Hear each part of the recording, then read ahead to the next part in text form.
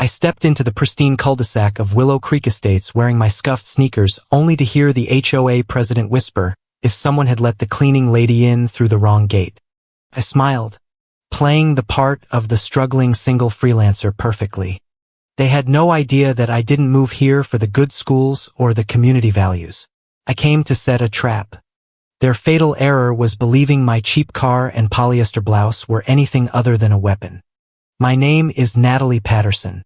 And as I maneuvered my gray-dented sedan up the winding private road, past the gleaming, approved by HOA signs, I looked less like a new homeowner and more like someone delivering pizza to the wrong tax bracket. The car was a 2011 model with suspension that groaned over every speed bump and an engine that sounded like a heavy smoker clearing its throat. It was the perfect prop. I checked my reflection in the rearview mirror one last time. I was 33, but tonight I had styled my hair in a loose, slightly messy bun that made me look younger and significantly less put together. I wore a clearance rack blouse for $20 and a bracelet that claimed to be gold but was rapidly turning my skin a faint shade of green. I parked the car next to a line of pristine luxury SUVs that looked like they were huddled together in fear of catching rust from my ride. The neighborhood before me was not just a community. It was a statement.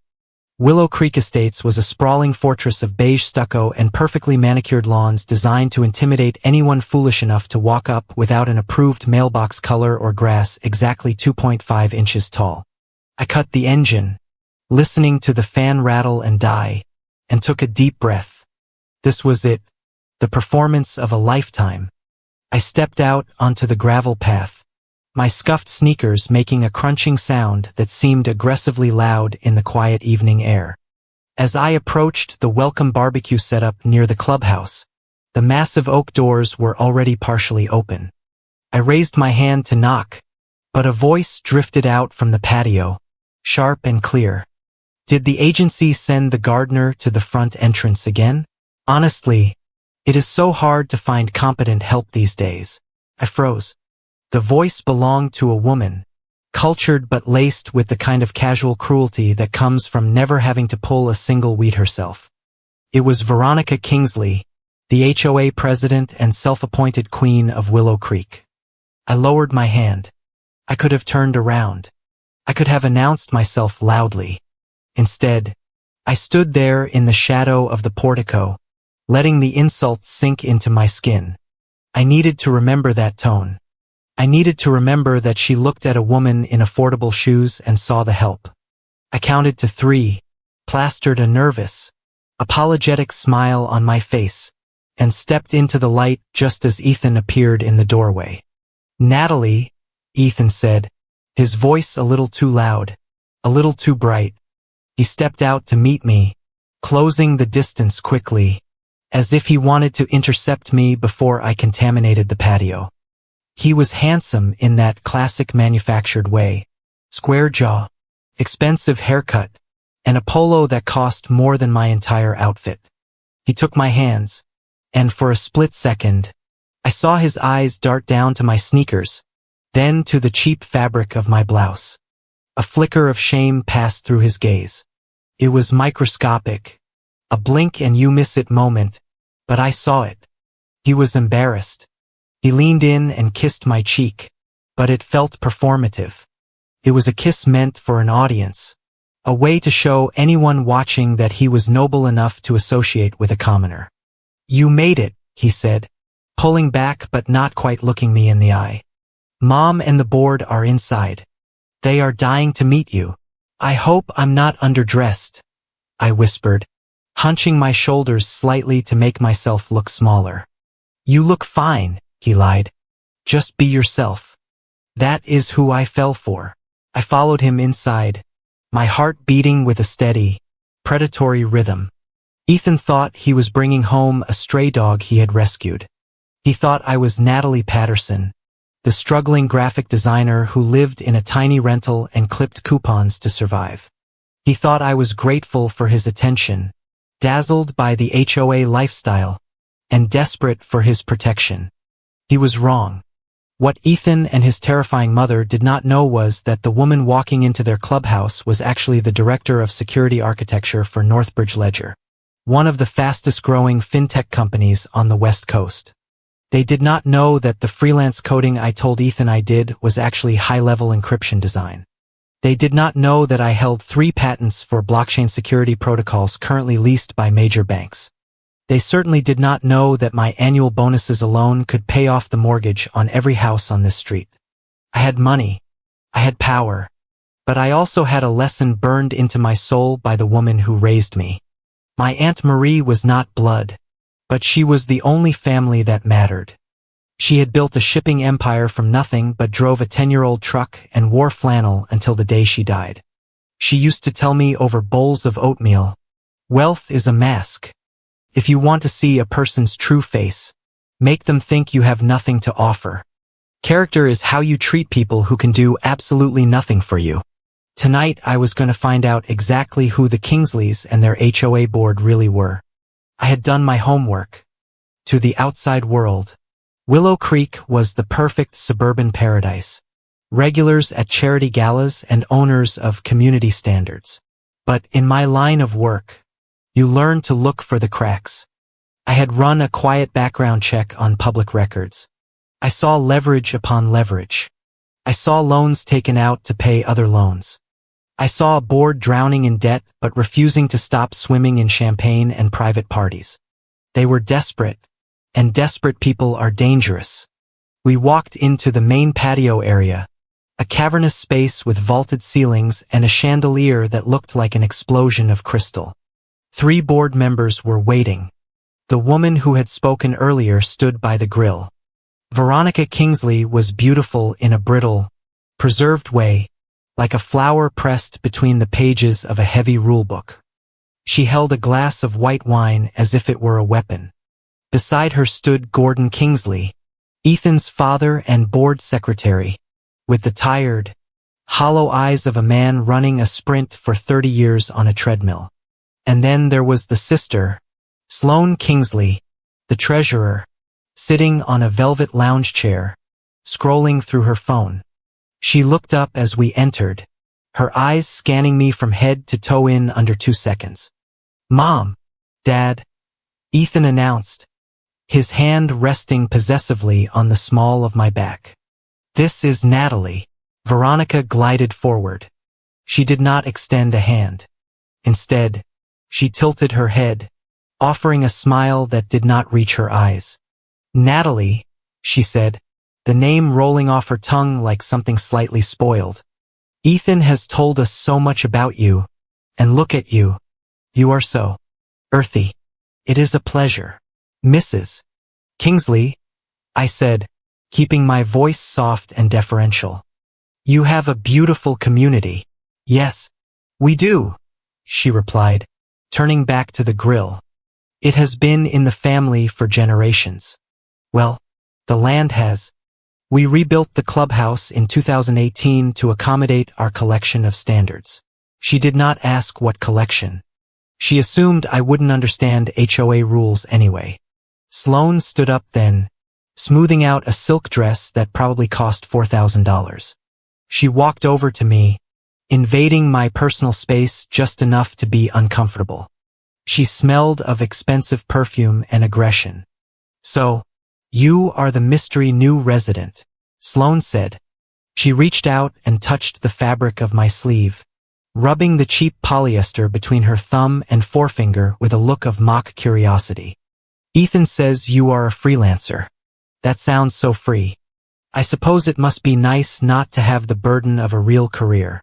"I enjoy the flexibility," I said, forcing a shy smile. "It pays the bills." "Does it?" Sloane laughed. A short, sharp sound. "Well, aren't you just a cute little survivor?" I swallowed the urge to tell her that my little survivor job involved securing transaction layers for billions of dollars in daily trades. Instead, I looked down at the floor. "I try my best." "Ethan," Gordon spoke up for the first time. His voice was gravelly and low. "Drinks, or are we moving to the rules discussion?" "Actually," Ethan said, looking relieved to break the tension, "we have one more board member. Miles is here." "I am right here." A voice came from the archway leading to the office. A man stepped into the room.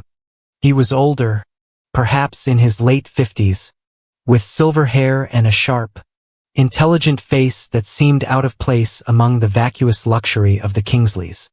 This was Miles Hartman. I knew him from my research.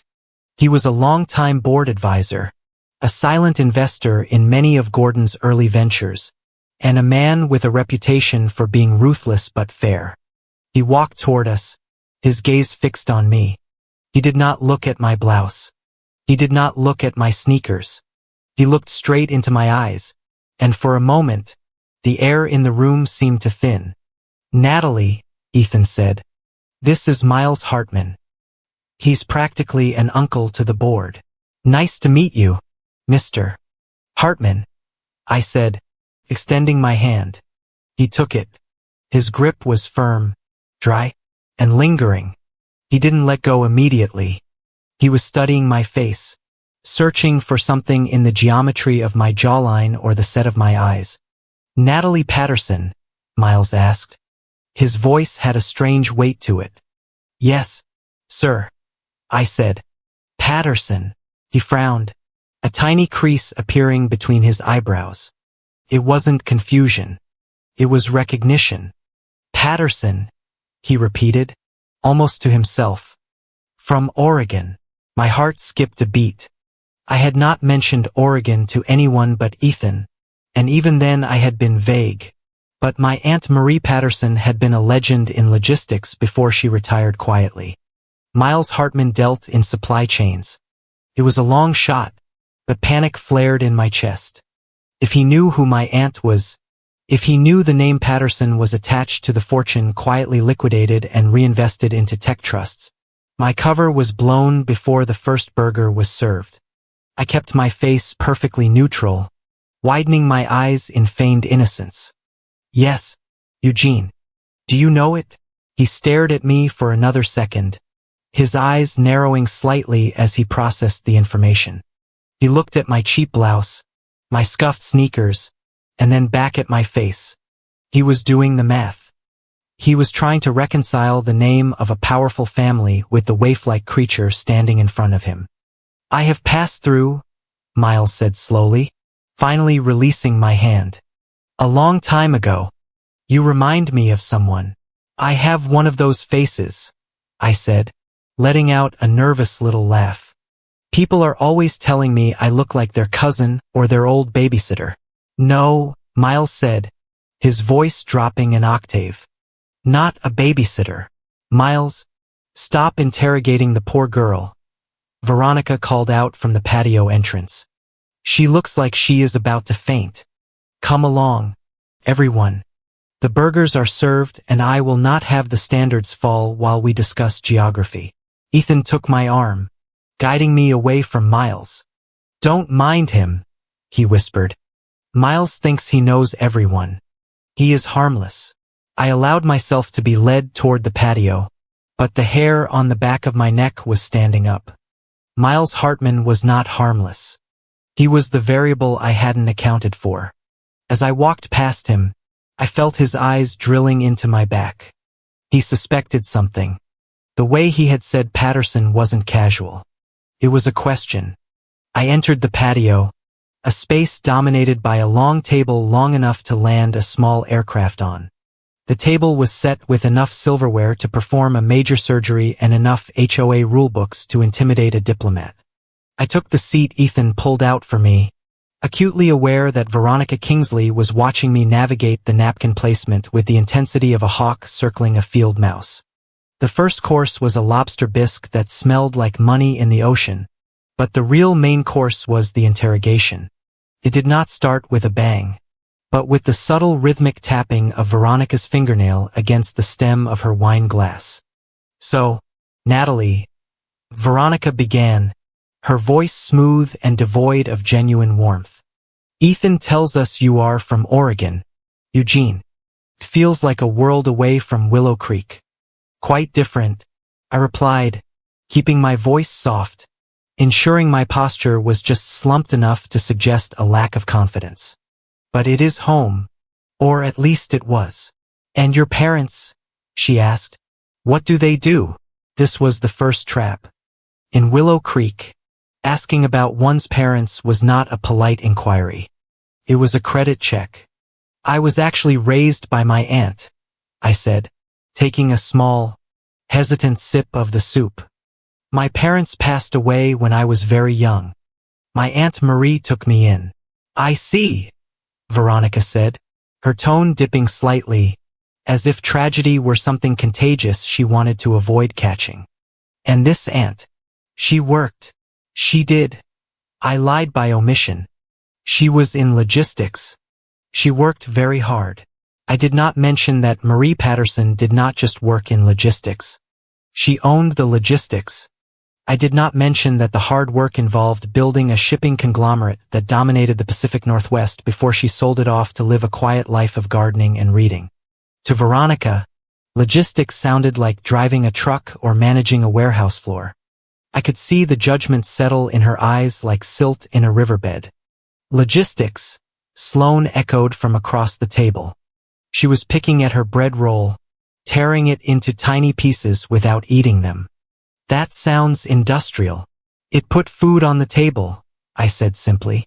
I am sure it did, Sloane said, a smirk playing on her lips. And you? Ethan says you dabble in computers. Freelance, right? I do some coding, I said. It allows me to work from home. How charming. Sloane laughed, a sound that was more air than humor. I suppose that gives you plenty of time for hobbies. What does a girl from Eugene do for fun? I like to cook, I said, knowing exactly how basic that sounded to a woman who likely had a private chef on speed dial. And I enjoy hiking. The trails back home are beautiful. Sloane rolled her eyes, looking at Ethan as if to share a private joke. Hiking? That is just walking outside where there is dirt, isn't it? I have never understood the appeal of sweating for free. It seems so pedestrian. I felt Ethan shift in his chair beside me. This was his cue. This was the moment a boyfriend was supposed to step in to defend the woman he loved. To say that my passion for nature was grounding or that my cooking was exceptional. Natalie makes a great lasagna, Ethan offered weakly. Sloane raised an eyebrow. Lasagna, heavy carbs. How brave. Ethan fell silent, retreating into his wine glass. I noted his cowardice. It was not a surprise, but it was a confirmation. He was not leading this board. He was surviving it. And right now, throwing me to the wolves was his survival strategy. I turned my attention to Gordon Kingsley. He had barely spoken since we sat down. He was eating mechanically, his eyes fixed on the centerpiece of white roses. He looked exhausted, his skin having a grayish pallor that spoke of sleepless nights and high blood pressure. He looked like a man who was holding up the ceiling with his bare hands and knew his arms were about to give out. Is everything all right with the community budget, Mr. Kingsley? I asked, trying to sound like a polite new resident making conversation. Gordon looked up, startled as if he had forgotten I was there. What? Oh yes, fine. The market is volatile, but we are managing. Volatility is just opportunity in disguise. Veronica interjected sharply, cutting her husband off. Gordon worries too much. The Kingsley name has weathered worse storms than a little market fluctuation. There was a warning in her voice. Do not show weakness. Speaking of the Kingsley name, Veronica pivoted, turning her gaze back to me with renewed focus. We were so hoping you would meet some of our friends tonight. The Waverleys specifically. You know the Waverleys, don't you, Ethan? The air in the room changed instantly. It grew colder, tighter. Mom, Ethan said, his voice straining. Not now. Why not? Veronica asked innocently. Camille Waverly is such a dear girl. Her family owns that massive auto parts distribution network. You know, the one that supplies half the dealerships in the Midwest. She looked at me, her eyes glittering. Camille and Ethan grew up together. We always thought, well, you know how childhood sweethearts are. I followed her gaze to the wall behind Gordon. There, amidst a gallery of framed community portraits, was a photo that seemed to have been placed there recently. It was Ethan and a striking blonde woman, Camille, presumably standing arm in arm at a gala. They looked perfect. They looked expensive. They looked like a merger, not a couple. "She is a lovely girl," Veronica continued, twisting the knife. "So poised. And she understands our world. She knows the pressure Ethan is under. It takes a certain breeding to handle that kind of stress." I looked at the photo, then at Ethan. He was staring at his soup as if it held the secrets to the universe. He was embarrassed. Yes, but he wasn't stopping her. "She sounds successful," I said, keeping my voice level. "Oh, immensely," Veronica gushed. "And single again. Here. Her marriage to that investment banker didn't work out. It is a shame, but sometimes people just need to find their way back to where they belong." The message was not subtle. It was a billboard with neon lights. "You are a placeholder. She is the destination." I realized then that the photo on the wall was not a memory. It was a vision board. They did not just miss Camille. They needed her. If the Kingsleys were in debt, and my research suggested they were bleeding HOA dues, a union with the Waverly Auto Parts fortune would be a financial tourniquet. I was the obstacle standing in the way of their bailout. "Camille is intense," Ethan muttered. "She is capable," Veronica corrected. "Unlike some people who are content to just hike." Sloane snickered into her napkin. I took a bite of bread, chewing slowly. They were trying to make me feel small. They were trying to make me feel like a temporary glitch in their grand design. But they were making a mistake. They were showing me their hand. They were revealing exactly what they valued. Money, status, and utility. They didn't care about Ethan's happiness. They cared about his portfolio and the HOA's bottom line. Suddenly, a voice cut through the tension like a gavel. "Natalie." It was Miles Hartman. He had been silent for the first 10 minutes of the meal, watching the exchange like a judge at a tennis match. Now he leaned forward, his elbows on the table, ignoring etiquette. "You said your aunt's name was Marie," Miles said. His voice was low, devoid of the mocking tone the others used. "Marie Patterson." My heart hammered against my ribs, but I forced my hand to remain steady as I set down my spoon. This was the moment of danger. If he said the Marie Patterson who sold Northpac Logistics for $400 million in 2010, then my game was over.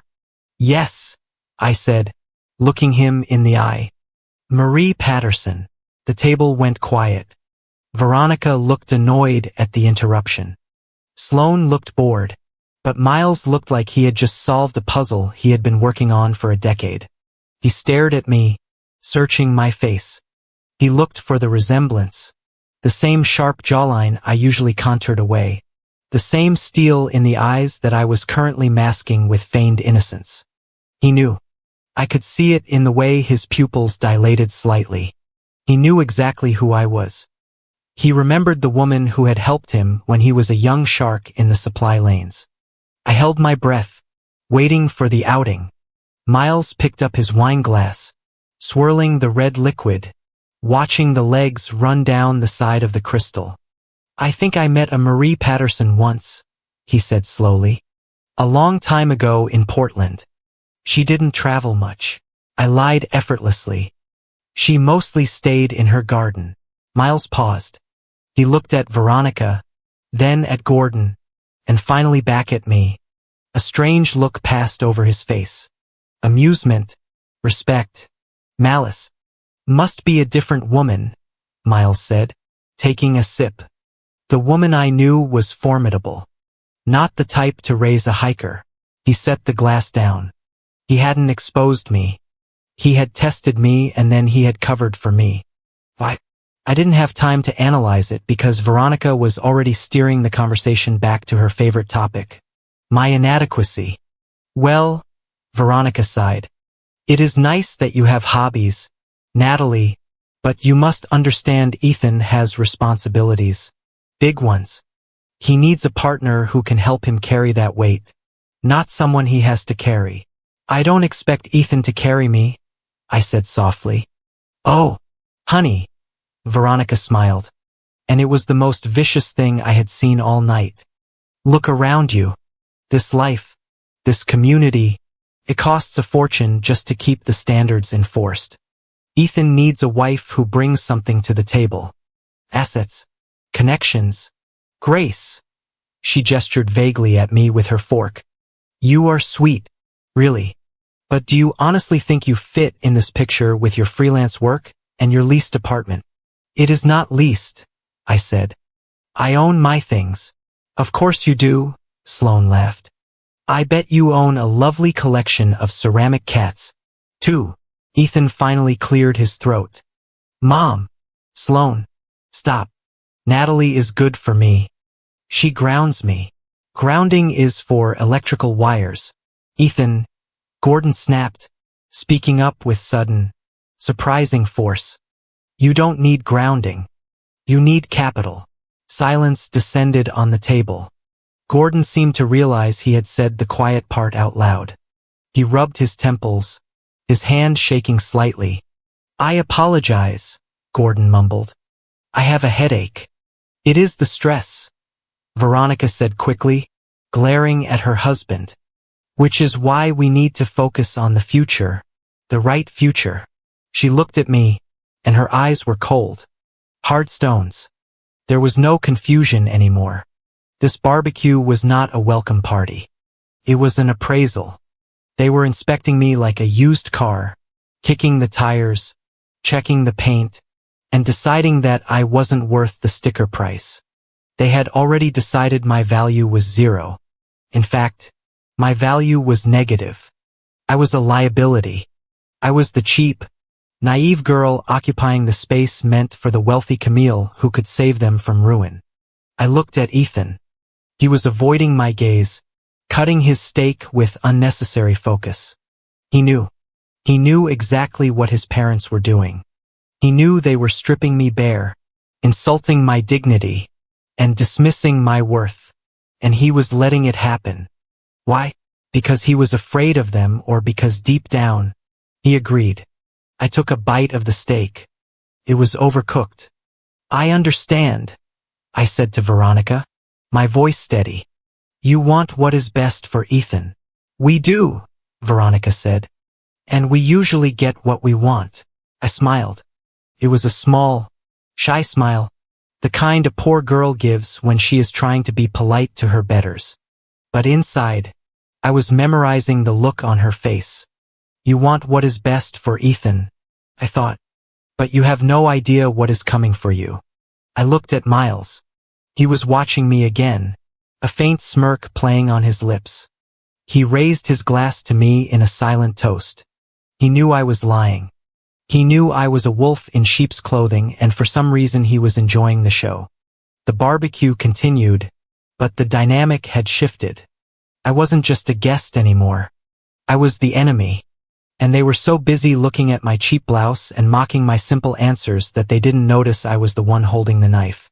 As the staff cleared the plates, I saw Veronica tap her phone screen. A message notification lit up Ethan's phone on the table a second later. He glanced at it, turned pale, and quickly flipped the phone face down. I didn't need to be a hacker to guess who the text was from or who had orchestrated it. Camille. The game was rigorous. The rules were rigged. But as I finished my wine, I felt a calm satisfaction. They thought they were breaking me. They thought they were discarding me. They were wrong. They were just inviting me in. The transition from the patio to the clubhouse office was executed with the precision of a military drill. Veronica Kingsley did not ask if we wanted coffee.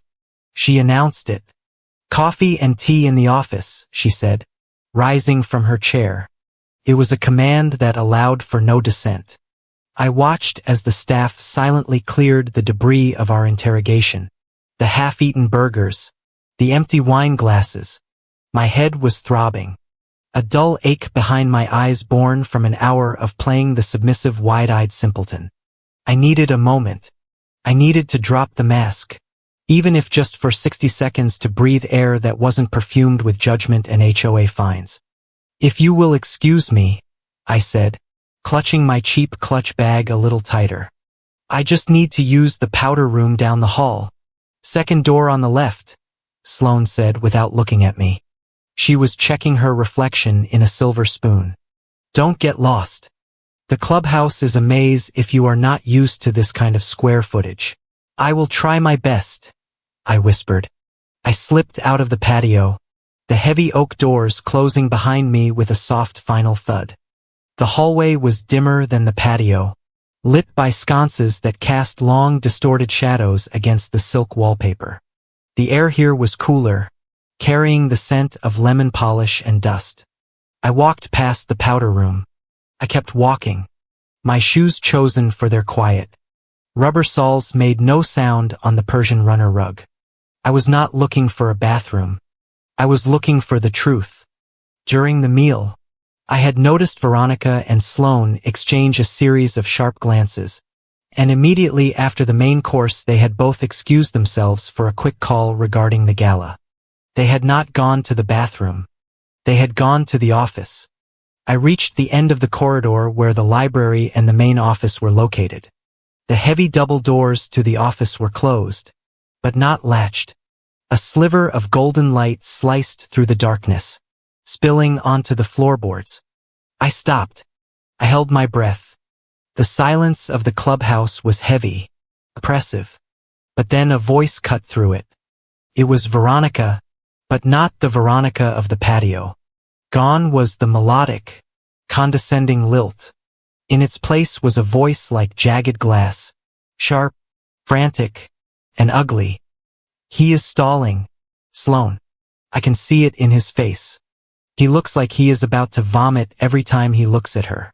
He needs to man up." Sloane's voice replied, bored and cold. "We don't have time for his moral crisis. Did you see the latest report from the auditors? We are bleeding out. Mother, the credit line from Chase is maxed. If the Waverly deal doesn't go through by the end of the quarter, we are insolvent." I pressed myself against the wall, the cold plaster seeping through the thin fabric of my blouse. My heart hammered against my ribs, a frantic bird in a cage. But I forced my body to remain statuesque.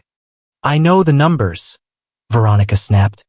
"Why do you think I have been working on Camille for 6 months? She is ready. I saw the way she looked at him at the club last week. She wants him back. She just needs to see that he is available but currently occupied. It makes him a challenge." "So, the girl is just bait," Sloane said. "It wasn't a question." "She is a placeholder," Veronica corrected. "A shield. We need the Waverlys to sign the distribution contract. They won't sign if they think Ethan is a mess. They need to see a stable, engaged man, a man ready to settle down. It makes the banks relax. It makes the shareholders relax. And then, once the papers are signed and the first tranche of funding clears, the engagement ends," Veronica said. Her voice was terrifyingly practical, as if she were discussing how to prune a rosebush. "Ethan realizes they are incompatible. He realizes he rushed into it out of pity. He reconnects with his true love, Camille. The Waverlys are already financially locked in by then. They won't pull out over a breakup. It is perfect." I closed my eyes. It was worse than I thought. I wasn't just a diversion. I was a prop in a corporate merger disguised as community improvement. They were using my relationship to artificially inflate their stability rating so they could secure a deal that would save their crumbling HOA empire. "But what about the other thing?" Sloane asked. "The liability issue." "That is the beauty of it," Veronica said, and I could hear the smile in her voice. "We need someone to sign off on the new digital compliance protocols for the overseas accounts. You know, the ones hiding the deficit," Sloane said flatly. "The ones restructuring the debt," Veronica amended. If a Kingsley signs them and the SEC investigates, we go to prison. But if the director of the new shell company signs them, we don't. We do now, Veronica said. Natalie, my blood ran cold. It wasn't just fear. It was a physical drop in temperature that started in my stomach and spread to my fingertips. Her? Sloane laughed. She knits and hikes. Mother, she won't know what she is signing. Exactly, Veronica hissed. Ethan tells her it is just some formality for her to be added to the community trust or some insurance policy for the relationship. She signs. She becomes the legal officer for the subsidiary. If the debt structure collapses, it is her name on the documents. It is her negligence. We claim we were misled by an external party. She is poor, Sloane mused. She will be so dazzled by the idea of being part of the community, she will sign anything. She probably thinks an NDA is a type of sandwich. She is perfect, Veronica said. She has no lawyers, no family money to fight us. Just a dead aunt. She is disposable, Sloane. And right now, we need to dispose of some risk. I stood there in the dark hallway, the words disposable and cheap echoing in my mind. I should have been devastated. A normal woman, a woman who actually was the poor, naive freelancer I was pretending to be, would have been on the floor weeping. She would have been heartbroken that the man she loved was part of a conspiracy to frame her for financial fraud. She would have run out the front door and never looked back. But I did not weep. I felt a strange icy calm settle over me. It was the kind of focus I felt when I was analyzing a security breach at work. The moment the code reveals the intruder's pattern, the confusion vanished. The hurt vanished. All that was left was clarity. Ethan knew. He had to know. They were talking about him stalling. He knew I was the lamb being led to the slaughter. He knew that tonight wasn't just about a welcome barbecue. It was about setting me up to take the fall for millions of dollars in fraudulent HOA debt. He was going to look me in the eye, propose the board position, and then hand me a pen that would ruin my life. I stepped back from the door, moving with the silence of a ghost. I turned and walked back down the hallway, my movements mechanical but fluid. I reached the powder room, opened the door, and slipped inside, locking it behind me. I leaned over the sink, gripping the cold porcelain until my knuckles turned white. I looked at myself in the mirror. The woman staring back at me looked frightened. Her eyes were wide, her skin pale. She looked like a victim. I reached up and tucked a loose strand of hair behind my ear. I took a deep breath, inhaling the scent of expensive lavender soap. You are not a victim, I whispered to my reflection. You are the director of security architecture. You destroy hackers for a living. These people are not predators. They are amateurs. They thought I was poor. Fine. I would be poor. They thought I was stupid. Perfect. I would be an idiot. They thought I was alone. They had no idea who I had on speed dial. They wanted me to sign papers. I would sign them, but I would read them first. And I would make sure that when the trap snapped shut, I wasn't the one standing inside it. I splashed cold water on my face, carefully avoiding my mascara. I dried my skin with a linen towel that probably cost more than my blouse. I practiced my smile in the mirror. It was a shy, grateful smile. The smile of a girl who couldn't believe her luck. Showtime, I murmured. I unlocked the door and walked back out into the hallway. I didn't creep this time. I walked with the slightly clumsy, hesitant gait of someone afraid to touch the walls. When I reached the office, the scene had changed.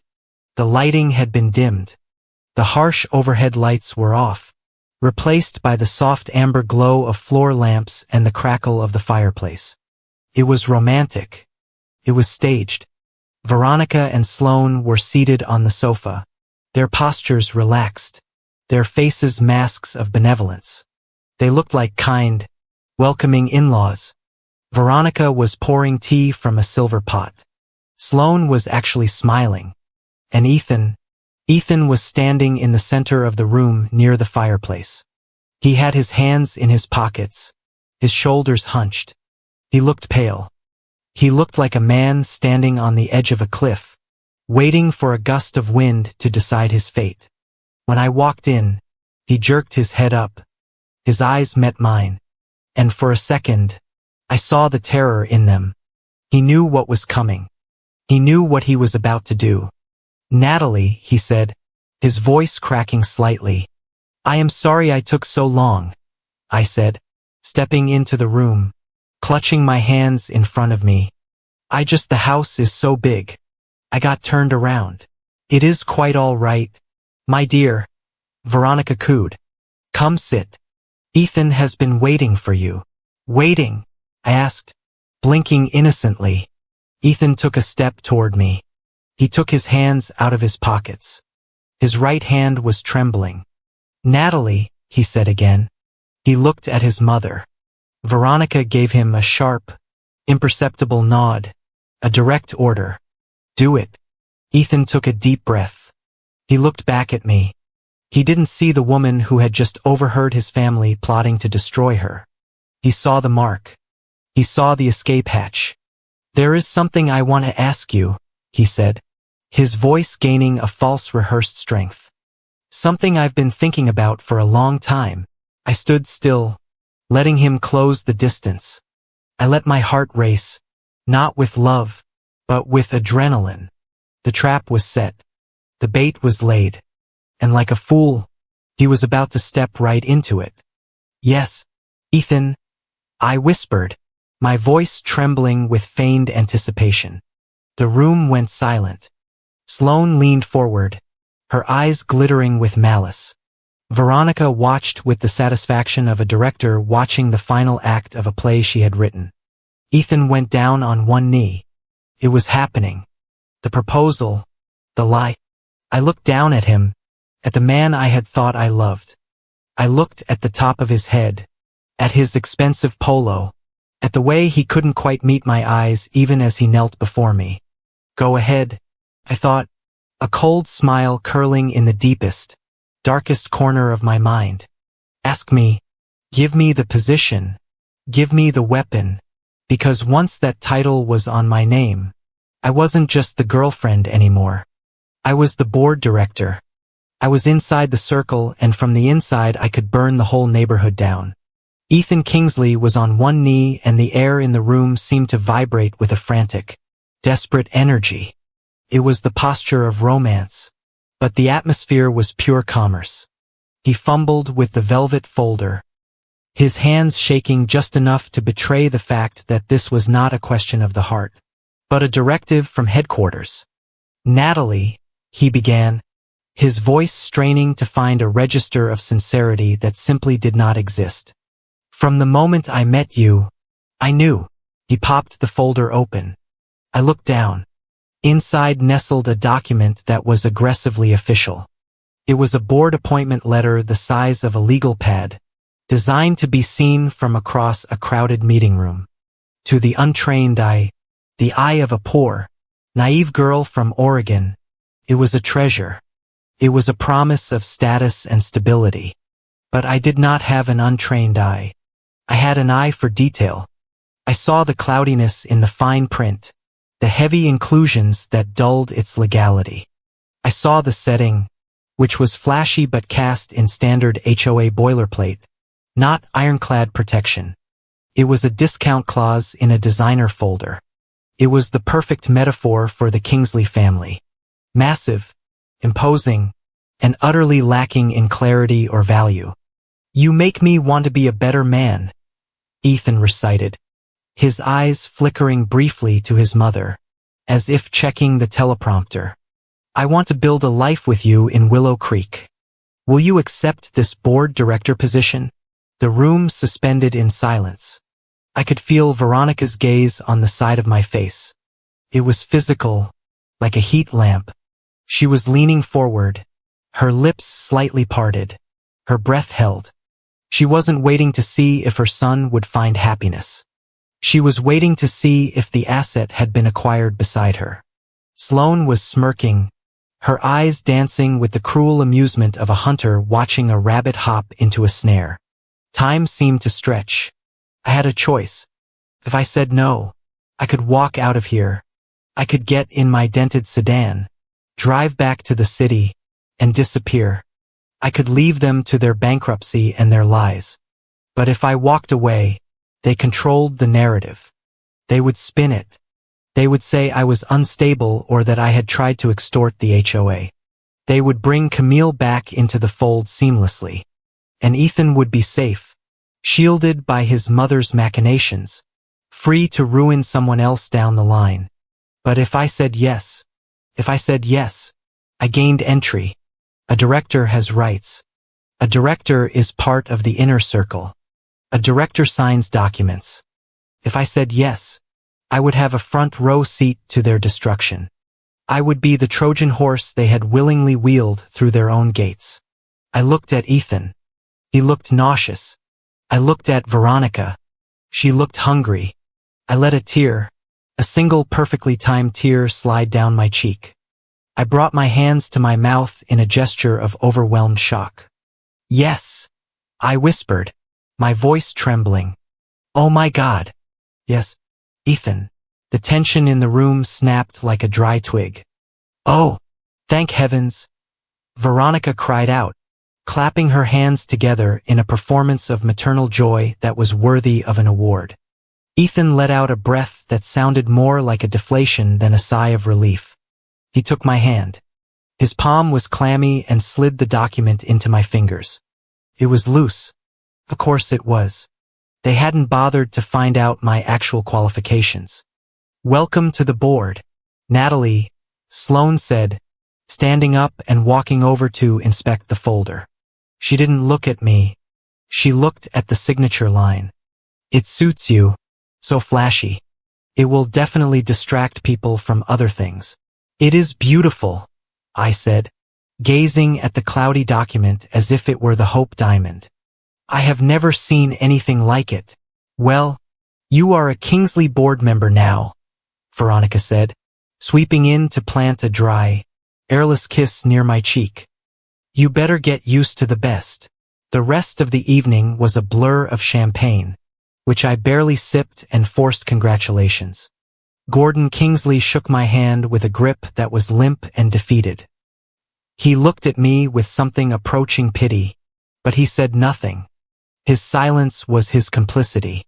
By the time Ethan drove me home, the adrenaline was starting to curdle into a cold, hard resolve. We sat in his luxury SUV, the heated seats fighting the chill of the Illinois night. Ethan was gripping the steering wheel too tightly. I am sorry about Mom, he said after 10 minutes of silence. She can be a lot. The questions at dinner were intense. I turned to look at him in the dashboard lights. He looked handsome and hollow. She just loves you, Ethan, I said softly, playing my role. She wants to make sure I am good enough for you. I understand that. You are good enough, he said quickly. Too quickly. You are great. Really, I want us to be happy. We will be, I said. We have the rest of our lives. He winced. It was a micro-expression, a tiny flinch at the concept of the rest of our lives. But I caught it. He didn't see a future with me. He saw a 6-month timeline, a signed contract, and a quiet removal once the Waverly deal was signed. I am tired, I lied. Do you mind if we just go straight to my place? Yeah, he said, sounding relieved that I wasn't demanding a romantic detour. Of course. He dropped me off at my apartment building, a modest brick structure in a neighborhood that was safe but decidedly unglamorous. He didn't come up. He kissed me on the forehead, promised to call me tomorrow, and drove away before I had even unlocked the lobby door. I watched his taillights fade. Goodbye, Ethan, I murmured. Then I walked inside, took the elevator to the 4th floor, and entered my apartment. The moment the door closed, the posture of the shy, naive girl evaporated. I kicked off the cheap sneakers. I pulled the pins out of my hair. I walked over to the desk in the corner. My command center. My apartment was small, but the equipment on that desk was worth more than Ethan's car. 3 monitors, a secure server tower, and a dedicated fiber optic line. I sat down, the cheap board document clinking against the keyboard. I twisted it around so the signature line faced my palm. It was annoying to type with. "Let's see what you are hiding," I said to the empty room. I cracked my knuckles and began to work. I wasn't Natalie the freelancer tonight. I was the director of security architecture. I spent my days hunting vulnerabilities in banking systems, patching holes that hackers tried to exploit. Investigating a failing HOA was like a professional athlete playing a game of catch with a toddler. I started with the public records, then moved to the gray area, the leaked databases, the vendor portals, the things you can find if you know exactly which digital rocks to turn over. The picture that emerged was not just bad. It was catastrophic. The Kingsley HOA group was a corpse that didn't know it was dead yet. Their liquidity was non-existent. They were shuffling money between accounts to cover fines and parties, playing a shell game with the banks. But then I found the centerpiece of their fraud. The project Veronica had mentioned, the tech initiative. It was called Project Aegis on paper. It was a revolutionary platform for digitizing community warranty claims for smart gates. It promised to use blockchain to verify the authenticity of high-end HOA components. Exactly the kind of business the Waverly family ran. I dug into the code repository they had set up for the investors to view. It was empty. Well, not empty. It was filled with copied code from open-source libraries. It was a facade, a Hollywood set. There was no algorithm. There was no blockchain. It was just a flashy interface designed to look functional during a demo. They were selling vaporware and they needed a director to sign off on the compliance capability. They needed someone to legally attest that the software existed and worked. If I signed those papers, I wouldn't just be liable for a failed project. I would be committing federal securities fraud. I would be looking at 10 to 15 years in prison. "You evil witch," I whispered, thinking of Veronica's smile. But there was more. I shifted my focus to the personal finances. If the HOA was failing, surely the family was tightening its belt. No. I pulled up the credit card statements for the community accounts, the ones supposedly used for maintenance. Sloan Kingsley was a very expensive consultant. I found a series of recurring payments to a company called SK Strategic Solutions LLC. $5,000 here, $10,000 there every month for the past 3 years. I traced the LLC. It was registered in Delaware to an agent, but the mailing address forwarded to a P.O. box in Chicago. P.O. box that was paid for by a personal credit card belonging to Sloan Kingsley. Sloan wasn't just watching the ship sink. She was looting the cargo hold while the passengers drowned. She was siphoning almost $250,000 a year out of the HOA while her father looked gray with stress and her mother plotted to frame an innocent woman. Does Veronica know? I wondered. Or is Sloan betraying her own mother? 2. I leaned back in my chair, the glow of the monitors illuminating my face. The poor girl narrative was going to be my greatest weapon.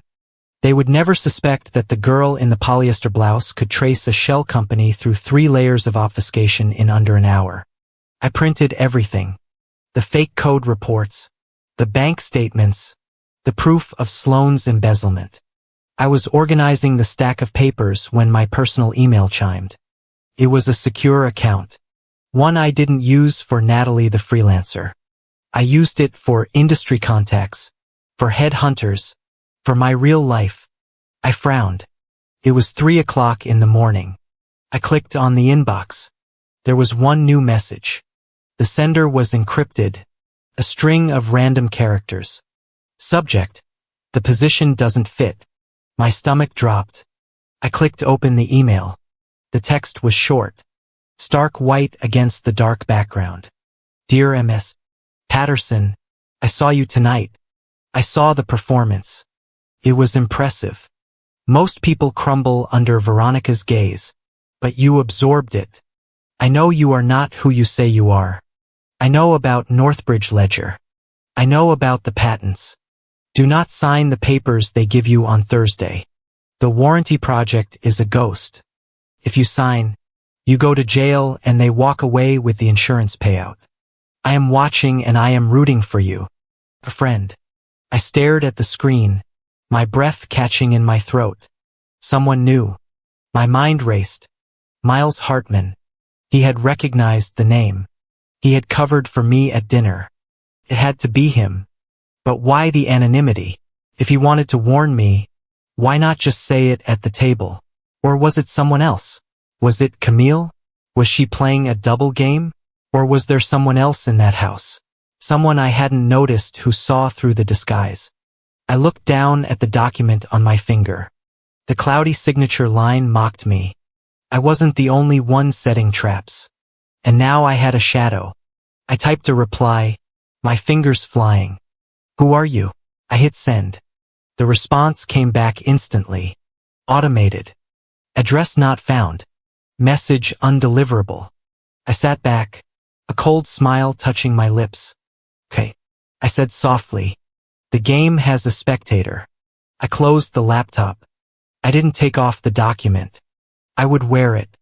I would wear it like a badge of war. Tomorrow the real work would begin. I had to play the happy board member to be.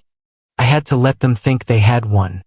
I had to let them hand me the pen because you can't stab someone in the back until they are close enough to hug you. The next 3 weeks were a masterclass in endurance. If acting were a transferable skill, I would have been eligible for an Academy Award. I woke up every morning, put on my mask of the grateful, slightly overwhelmed board member, and stepped into the line of fire. The Kingsleys did not embrace me. They tolerated me like a mild allergic reaction they hoped would go away with enough fines. Veronica measured my lawn with a ruler every Tuesday, fining me $50 for blades that were clearly 2.6 inches. Sloan accidentally keyed my car while inspecting for HOA compliance. Ethan kept pushing the papers toward me at every meeting, whispering that it was just a formality for the community trust.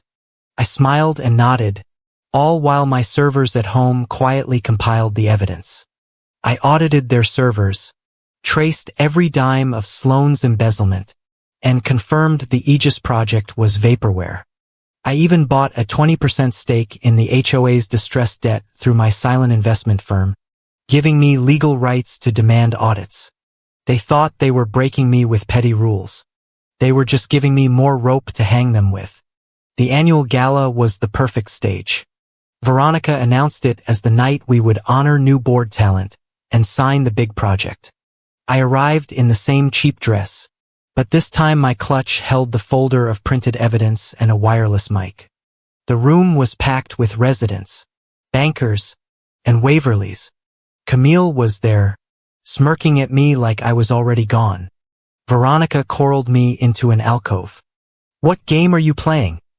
she hissed, her nails digging into my arm. "You walk in here looking like this. You talk to Arthur Sterling about derivatives.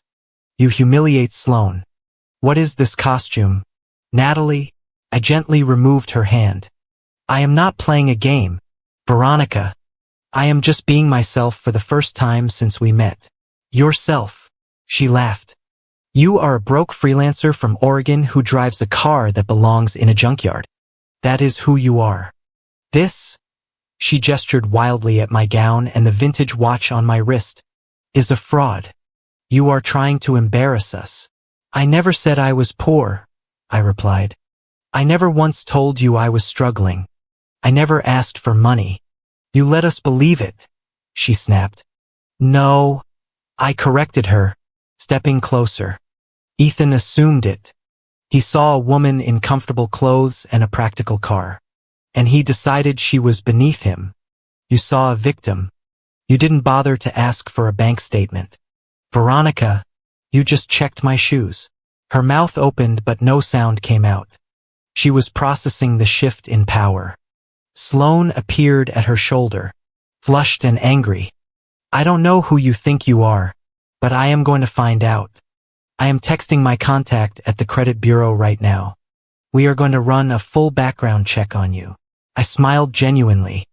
I encourage you to do that. Sloan, please run the check. Look up Natalie Patterson. Look up the patents. Look up the Northbridge Ledger equity split from 2021. You might find the results illuminating. Sloan faltered. She had expected panic.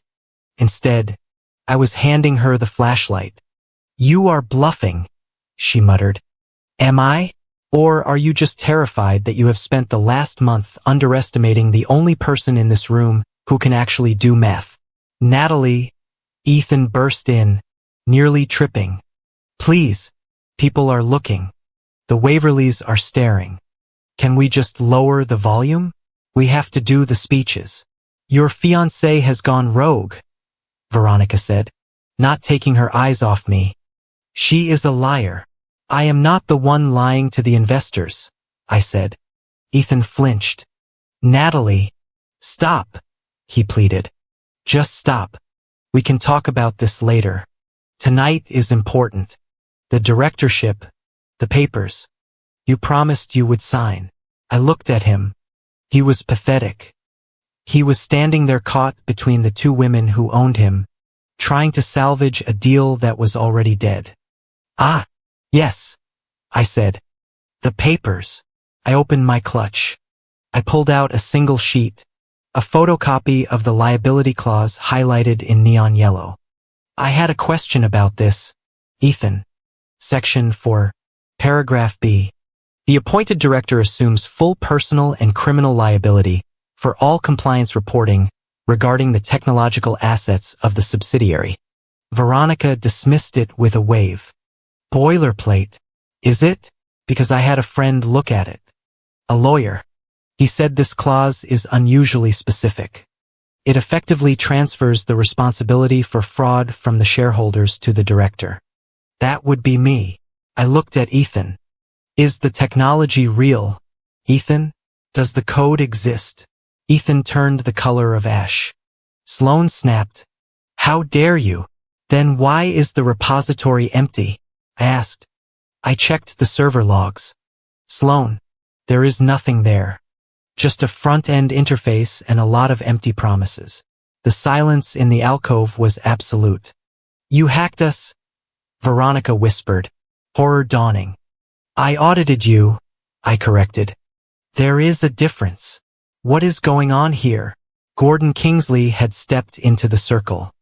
He held a fresh glass of scotch, his hand shaking so badly the ice was rattling against the crystal. He looked from Veronica to Ethan, and then his eyes landed on the paper in my hand.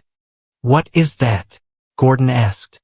It is the liability waiver, I said, handing him the sheet. The one they want me to sign. They are setting up a shell company for the fake warranty project and they want me to be the face of it. When the bank realizes the collateral is fake, I go to prison and the family keeps the initial loan disbursement. Gordon took the paper. He read the highlighted text. He didn't look surprised by the fraud.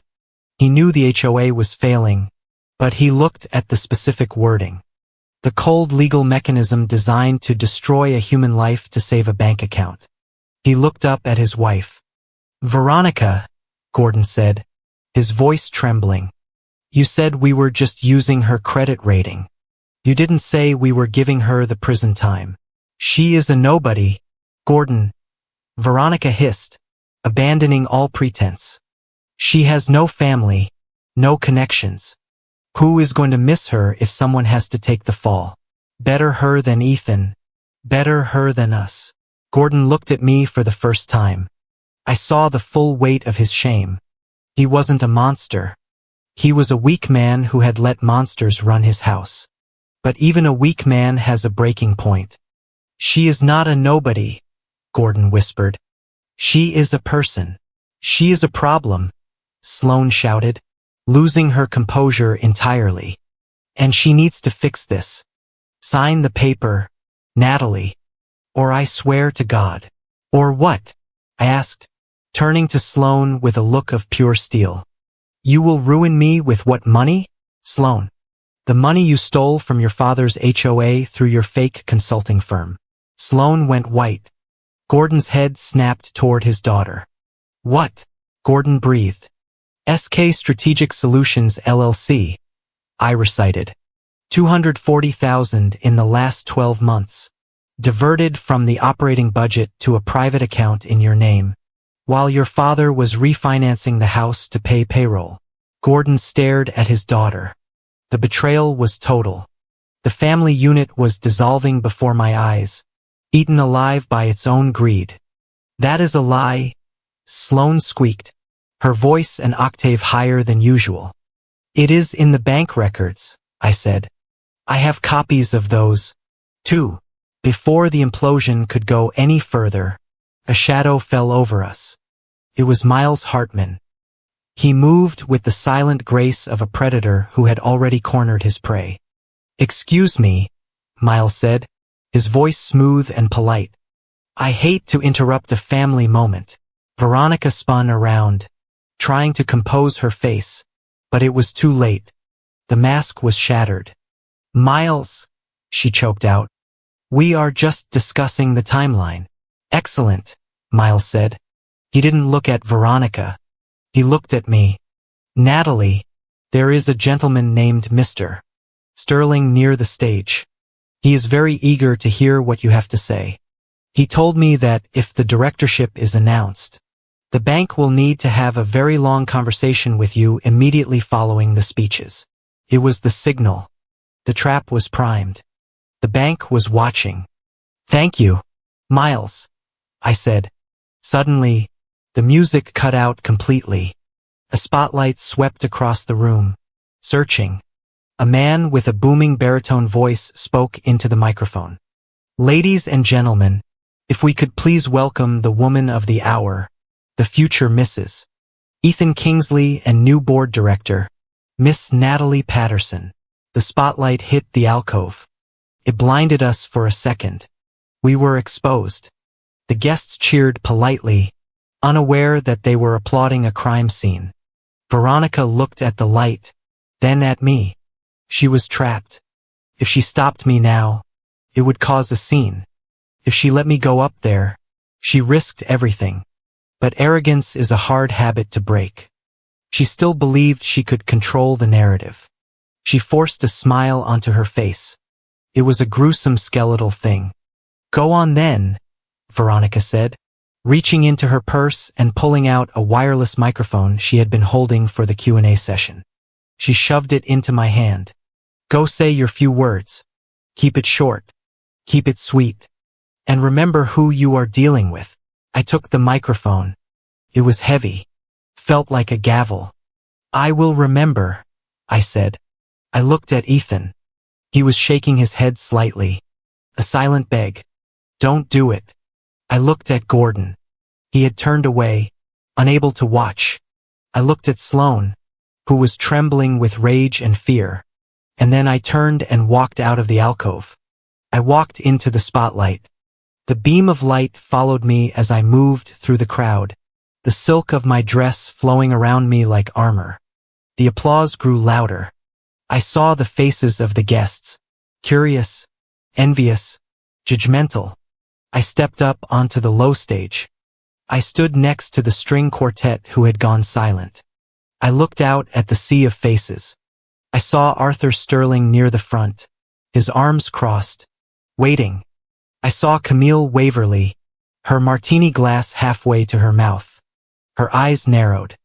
I saw Miles Hartman raising a glass in the back. I gripped the microphone. I didn't tremble. Veronica thought she had handed me a tool to surrender. She was wrong. She had handed me the trigger.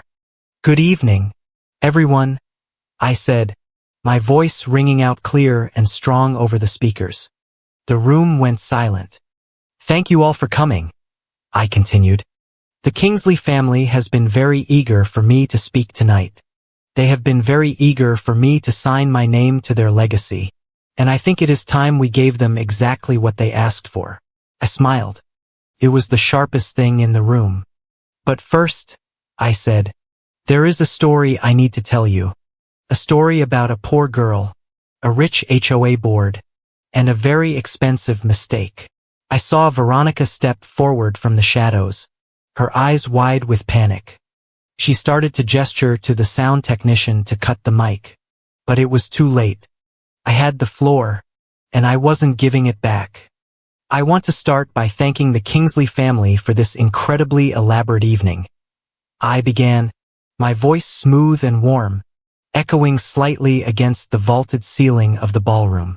It is truly a night that none of us will ever forget. The crowd smiled. A few people clapped politely. Veronica, standing in the shadows to the left of the stage, visibly relaxed. Her shoulders dropped an inch. She thought she had won. She thought I was doing exactly what I had been trained to do. Play the grateful, overwhelmed girl who couldn't believe her luck. She thought I was smoothing over the cracks I had exposed in the alcove, pasting a veneer of civility over the rotting foundation of her board. When I first came to this neighborhood, I continued, pacing slowly across the stage, letting my silk dress catch the light. I was nervous. I drove up in my old sedan, wearing the simple clothes I felt comfortable in. And I remember the very first thing Veronica said when she saw me standing at the door. I paused. I looked directly at Veronica. Her smile faltered. She asked if the agency had sent the maid to the wrong entrance. A ripple of uncomfortable laughter moved through the room. Some thought it was a joke, a self-deprecating anecdote. Others, the ones who knew Veronica well, went silent. It was an honest mistake, I said, my tone darkening just a fraction. Because in the world of the Kingsleys, value is determined by the label on your dress and the shine of your jewelry. If you don't look the part, you are invisible. Or worse, you are a servant. Natalie, Ethan stepped forward from the side of the stage, his voice tight. That is enough. We get it. I ignored him. I turned back to the audience. But I learned quickly. I learned that my role in this board wasn't just to be a member. It was to be a comparison, a baseline. I was brought here to show everyone what unworthy looked like, so that the worthy option would shine even brighter. I gestured to the wall where the photo of Ethan and Camille hung. Camille Waverly, I said.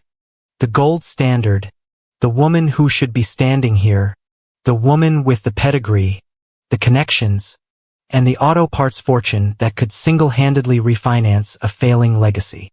The room was deadly quiet now. The bankers were no longer checking their phones. The socialites had lowered their glasses. I used to wonder why, I said, dropping the warmth entirely. My voice became a blade. Why propose the position to the poor girl if you love the rich one? Why bring me into this community if you despise everything I represent? I thought maybe, just maybe, it was love. But love doesn't act like this. It doesn't calculate. I walked to the edge of the stage, looking down at the front row where Arthur Sterling sat. 3 weeks ago, after a lovely barbecue where I was mocked for my hobbies and my background, I walked down the hallway of this clubhouse. The door to the office was open and I heard a conversation. Veronica took a step forward, her face draining of blood.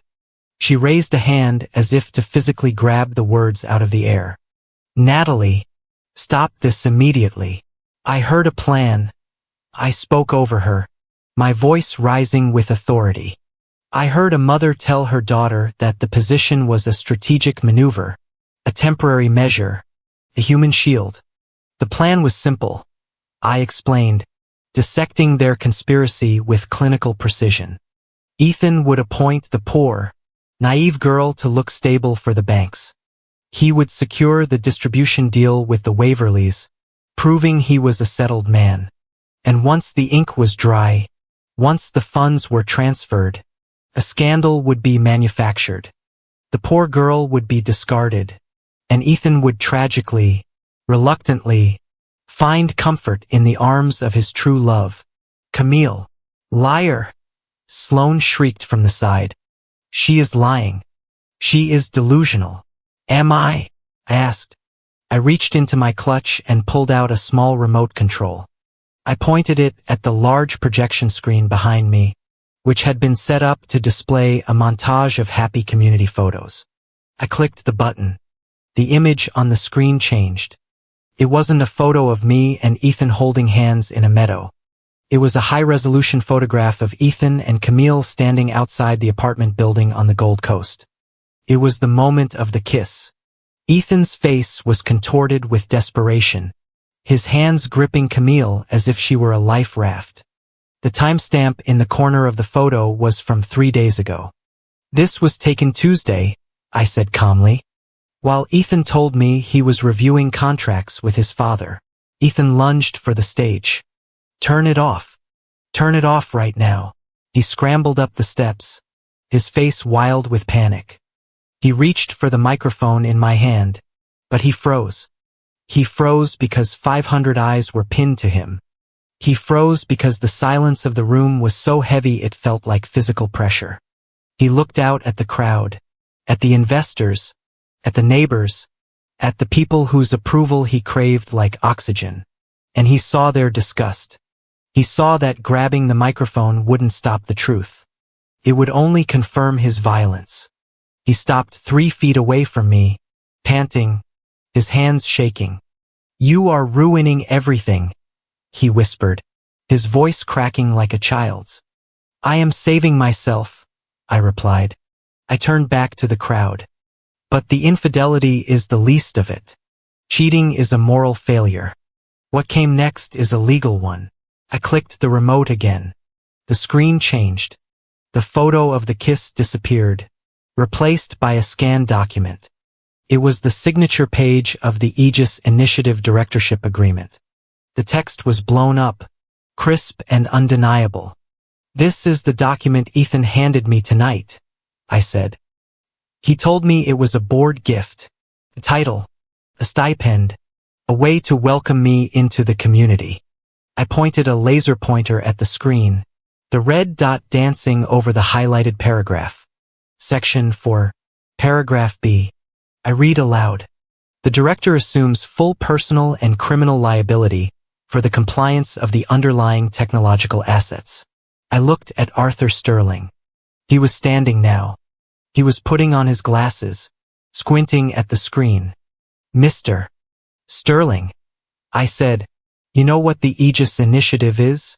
It is the collateral for the bridge loan your bank is currently underwriting. It is supposed to be a revolutionary blockchain warranty system." I paused for effect. "It doesn't exist." A murmur of confusion and outrage swept through the room.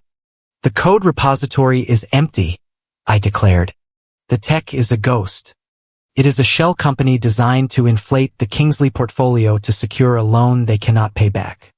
And this document, this gift, it was a trap to transfer the prison sentence for securities fraud onto me, the poor, stupid girl who wouldn't read the fine print." "That is slander," Veronica screamed. She was clawing her way toward the stage now, her composure completely gone. She looked like a banshee in gold lame. "Security, get her off the stage. She is mentally unstable." "I am not unstable, Veronica," I said. "I am the Director of Security Architecture for Northbridge Ledger. I audit systems for a living and your system is broken."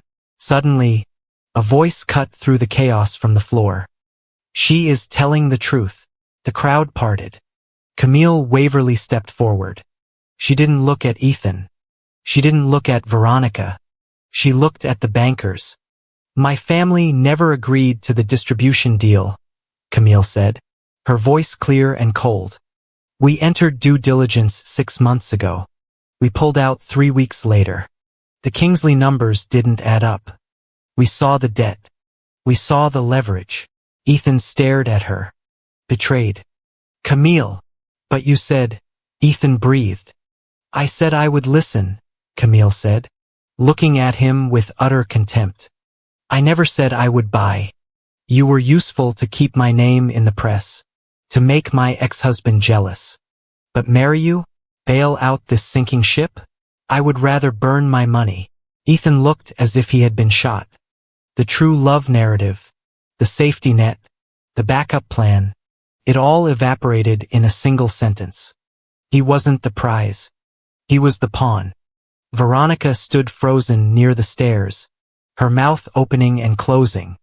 She had lost control of the room, lost control of the deal, and lost control of her son. But I wasn't finished.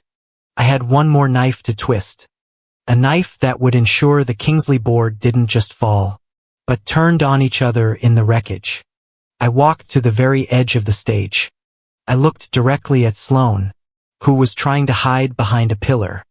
"There is one last thing," I said, my voice dropping to a conspiratorial volume that the microphone picked up perfectly. "Mr. Kingsley, Gordon." Gordon looked up from the floor. He looked like a man who was ready to die. "You have been killing yourself to keep this community afloat," I said to him, not unkindly. "You have refinanced this house. You have taken out personal loans. You have begged partners for extensions. You thought the hole in the budget was due to market conditions. You thought it was bad luck." I clicked the remote one last time. A spreadsheet appeared on the screen. It was a bank statement. "It wasn't bad luck," I said. "It was theft." I pointed to the highlighted rows. SK Strategic Solutions, LLC. A consulting firm that has built the Kingsley HOA for $240,000 in the last 12 months for strategic advisory services. The crowd whispered.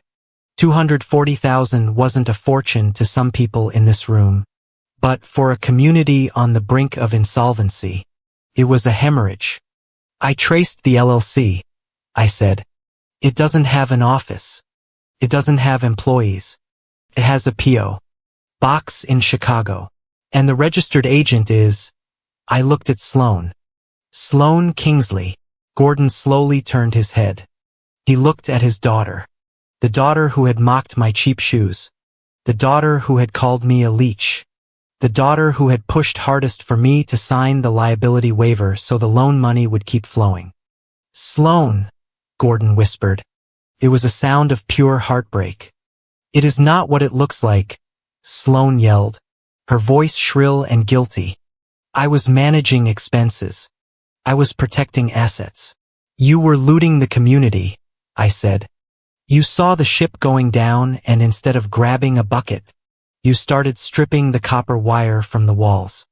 You stole from your father while he was drowning." The room erupted. It wasn't polite anymore. It was a riot of accusation and shock. The bankers were on their phones calling legal teams. The suppliers were shouting at Gordon. Veronica was screaming at Sloane. Ethan was sitting on the steps of the stage, his head in his hands, weeping. I stood in the center of the storm. I felt calm. I felt clean. I looked down at the document on my finger, the cloudy signature line, the symbol of their arrogance. I pulled it off.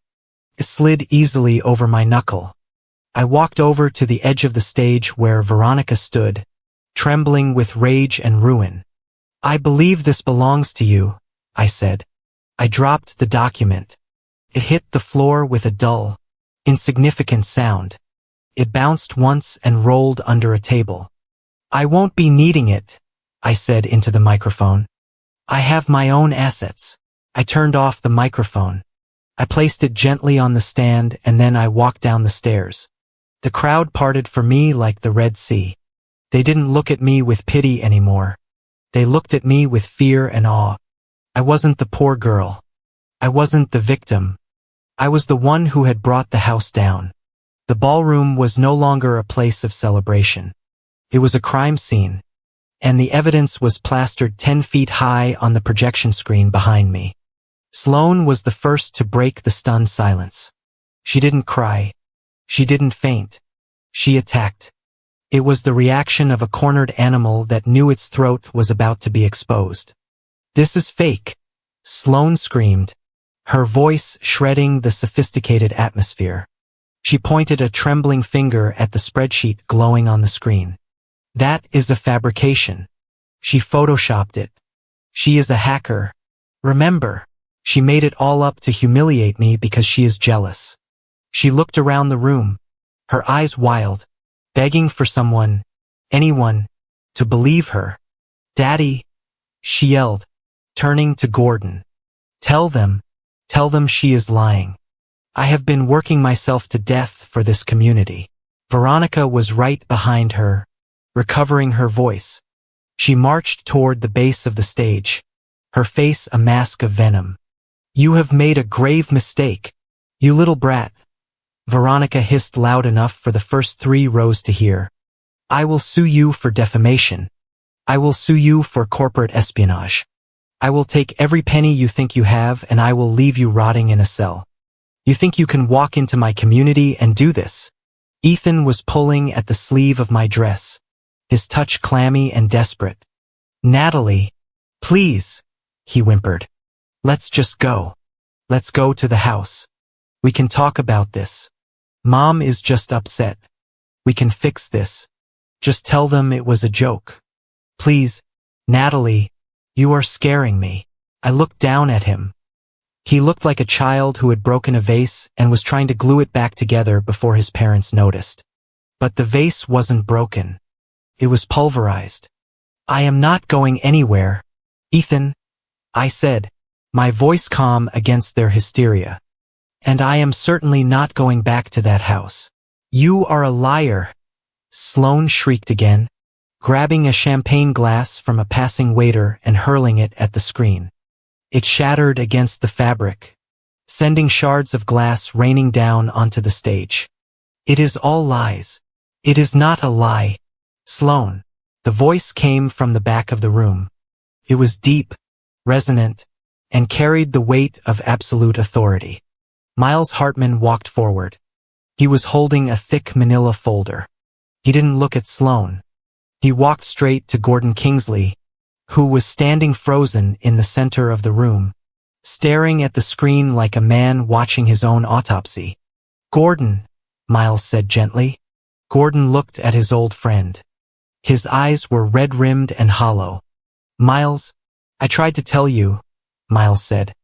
"I tried to warn you 6 months ago that the liquidity ratios were off. You didn't listen. You trusted family." Miles opened the folder. He pulled out a stack of physical checks. They weren't digital copies. They were the original canceled checks retrieved from the bank archives. "These are the withdrawals, Gordon," Miles said, handing the stack to him. "Authorized by Sloane Kingsley, endorsed by Sloane Kingsley, deposited into an account at First City Bank under the name SK Solutions. I pulled the favors myself to get these this morning." Gordon took the checks. His hands shook so violently that the papers rattled like dry leaves in a windstorm. He flipped through them. 1, 2, 10, 50. He saw the dates. He saw the amounts. 5,000. 12,000. He looked up at his daughter. Sloane stopped screaming. She went deadly pale. She knew that Miles Hartman didn't bluff. "You bought a boat," Gordon whispered. His voice was broken. "Last July. You told me your boyfriend bought it. You bought it with the payroll money." "I deserved a bonus," Sloane snapped, her defense crumbling into petulant entitlement. "I was the only one trying to keep up appearances. Do you know how much it costs to look like we are still relevant, Dad? I did it for us." "You did it for yourself," Gordon said, the paper crushing in his fist. The murmurs in the crowd grew louder. The socialites were texting. The reporters were recording. But the real danger wasn't the gossip. It was the man in the gray suit standing near the front. Arthur Sterling, the representative from the bank, stepped into the circle. He didn't look angry. He looked professional, which was much worse. He looked like a man who was about to foreclose on a life. "Mr. Kingsley," Sterling said. "Mrs. Kingsley." Veronica whipped around. "Arthur, please. This is a misunderstanding, a domestic dispute. We will sort this out internally." "I am afraid that is no longer possible, Veronica," Sterling said as he adjusted his glasses. Given the revelations regarding the non-existence of the collateral for the Aegis loan, and now this evidence of internal embezzlement, the bank is invoking the material adverse change clause effective immediately. What does that mean? Ethan asked, his voice trembling. It means we are freezing the credit line, Sterling said simply, and we will be calling in the outstanding principal on the bridge loan. You have 48 hours to present a solvent balance sheet or we will begin asset seizure proceedings. You can't do that, Veronica screamed. We have a deal with the Waverleys. Camille is right here. She will vouch for us. She spun around, searching the crowd for her lifeline. Camille, tell him. Camille Waverley stood by the exit, her silver coat already draped over her shoulders. She looked at Veronica with a mixture of pity and disgust. I am leaving. Veronica, Camille said. I think I have seen enough. She turned and walked out the door. The silence that followed was heavy. The air was sucked out of the room.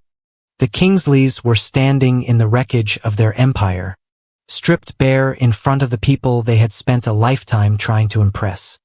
Veronica turned her gaze back to me. Her eyes were not filled with remorse. They were filled with hate. Pure. Unadulterated hate. She couldn't attack the bank. She couldn't attack Miles. So she attacked the only target she felt she was superior to. You? She spat, pointing a shaking finger at me. You did this, you vicious little gold digger. You planned this from the beginning, didn't you? You saw a wealthy community and you thought you could trap my son.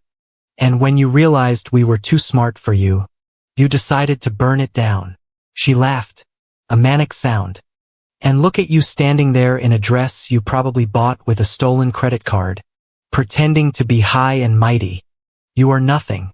You are a leech. You wanted our money.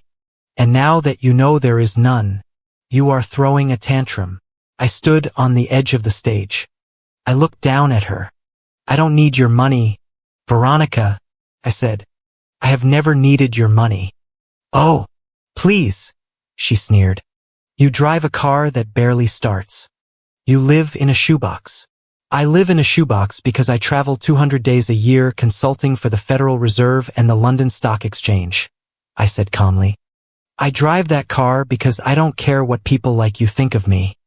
My net worth is not tied to the hood ornament of my vehicle. I took a step down the stairs, closing the distance between us. And as for trapping you, you are right about one thing.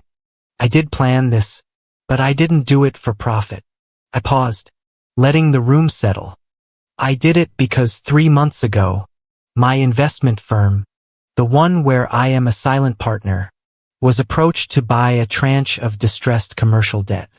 High risk, high yield. I saw the name on the file. Kingsley HOA. Veronica's face went slack. Gordon looked up sharply. I recognized the name because Ethan was dating me, I continued. So I looked closer. I saw the irregularities. I saw the signs of a Ponzi scheme. And I knew that if that debt was sold on the open market, some innocent pension fund or small bank would buy it and lose millions when you inevitably collapsed. I took another step. So I bought it. What? Ethan breathed. I bought the debt. Ethan, I said. Well, my fund did, but I control the asset, which means I am not just your fiancé. I am your primary creditor. The crowd gasped. It was the twist that no one saw coming. The poor girl wasn't just rich. She was the boss. I bought a 20% stake in your outstanding liabilities, I explained. It cost me a significant amount of capital, but it gave me the legal right to demand a forensic audit. It gave me the right to see the books. It gave me the right to access the server logs for Project Aegis. I looked at Sloan. It is how I found your boat, Sloan. As a creditor, I have a right to know where my money went. Veronica looked like she had been slapped. She staggered back, clutching her husband's arm for support, but Gordon pulled away from her. You own the debt, Veronica whispered. You own us, I corrected her coldly. And the reason I did it was to stop you. I knew you were looking for a fall guy. I knew you were looking for a director to sign those papers so you could default and blame it on incompetence while you kept the cash. I stood here tonight to make sure that when this ship goes down, you are the ones on the bridge. The crowd was looking at me differently now. It wasn't just shock. It was respect. In a room full of sharks, I had just revealed myself to be a megalodon. Ethan stepped forward. Tears were streaming down his face. He looked broken, but it was a selfish kind of brokenness. He wasn't crying for his father. He was crying for his lifestyle. Natalie, he sobbed. I didn't know. I swear I didn't know about the boat. I didn't know about the debt being that bad. Mom told me we just needed a signature. She said it was a formality. She manipulated me. He reached out trying to grab my hand again. She made me do it. You know how she is. She controls everything. I am a victim here too. Natalie. Please, you have to believe me. I love you. I looked at him. I looked at the man I had spent months with. I saw the weakness that I had mistaken for kindness. I saw the cowardice that I had mistaken for gentleness. She manipulated you. Yes, I said softly. But you are 35 years old. Ethan. You are a grown man. I was trying to save the family, he cried. No, I said, my voice hardening. You were trying to save yourself. You knew about Camille. You knew I was a placeholder. And tonight, when you handed me that pen, you knew what that document meant. You didn't read it because you didn't want to know. But you knew. I didn't. You chose to lie, I said. Every day, every time you kissed me, every time you looked me in the eye, you made a choice. And tonight, I am making mine. Don't do this, he begged. We can work it out. I can change. I can be the man you want. I don't want a man who needs to be fixed. Ethan, I said. I want a man who doesn't need a scapegoat. Enough. The shout was so loud it cracked voice. Came from Gordon. He pushed past Veronica. He pushed past Sloane. He stood in front of Ethan, his chest heaving. Enough. Ethan, Gordon roared. Stop begging. Have you no dignity left? She beat us. Look at her. She beat us at our own game, and she didn't even have to cheat to do it. Gordon turned to Veronica for the first time in 30 years. The tired, beaten look was gone from his eyes, replaced by a fury that had been fermenting for decades. And you, Gordon pointed a shaking finger at his wife. You drove us here. You and your obsession with appearances. You pushed me to borrow. You pushed me to lie. You turned our daughter into a thief and our son into a coward. Gordon, Veronica gasped. In front of the guests. To hell with the guests, Gordon yelled. There is no community left. Veronica, it is over. Miles has the proof. The bank is pulling the loan. Natalie owns the debt. We are finished. Do you understand? We are bankrupt. He turned to Sloane. And you, he said, his voice dropping to a dangerous whisper. You better hope you look good in orange because I am not going to protect you. I am going to hand those checks to the district attorney myself. Sloane burst into tears, collapsing onto the floor in a heap of red silk. Gordon looked at me. He looked tired. He looked old, but he looked straight at me. I am sorry, he said. I know it doesn't mean much now, but I am sorry I let them bring you into this. Thank you, Gordon, I said. I accept your apology. I looked around the room. The show was over. The climax had hit. There was nothing left but the cleanup. I turned to Veronica one last time. She was standing alone, isolated. Ethan was sobbing on the stairs. Sloane was on the floor. Gordon had turned his back on her. You wanted a scandal, Veronica, I said. You wanted to stage a removal so you could look like the victim. You wanted to ruin my reputation to save yours. I gestured to the room, to the reporters who were frantically typing on their phones. to the bankers who were already on calls with their legal departments, to the socialites who would be talking about this night for the next 20 years. Well, I said, you got your wish. The position is over, and the scandal has just begun. I turned on my heel. I didn't look back. I walked down the center aisle, past the staring faces, past the whispers. I walked out of the ballroom, through the foyer, and out into the cool night air. My car was waiting for me. The valet was standing by it, looking terrified. You can keep the keys, I said to him as I walked past him toward the main gate. I think I will take an Uber. That transmission really is terrible. I walked down the driveway, the gravel crunching under my heels. Behind me, the lights of the Kingsley estate were blazing, but I knew the darkness was already inside. I pulled my phone out of my clutch. I dialed a number. It is done, I said. Good. Miles's voice came through the line. I will have the auditors there at 8 a.m. Sharp. Make sure they check the offshore accounts first, I said. Sloan was sloppy. We'll do it. And Natalie? Yes. Nice dress. I laughed. It was the first real laugh I had laughed in weeks. Thanks, I said. I bought it myself. The silence that followed my declaration about owning the debt was different from the silence that had come before. Before, it was the silence of shock. Now, it was the silence of a funeral. I stood there watching the reality sink into the bones of the Kingsley family. They were not just embarrassed. They were extinguished. I think we are done here, I said, my voice cutting through the thick atmosphere like a scalpel. I walked down the few steps from the stage, moving with a deliberate slowness. I wasn't running away. I was making an exit. I stopped in front of Arthur Sterling, the bank representative, who looked like he was mentally calculating his severance package. He was clutching his briefcase as if it were a life preserver. Mr. Sterling, I said, holding out the thick manila envelope I had kept in my clutch all evening.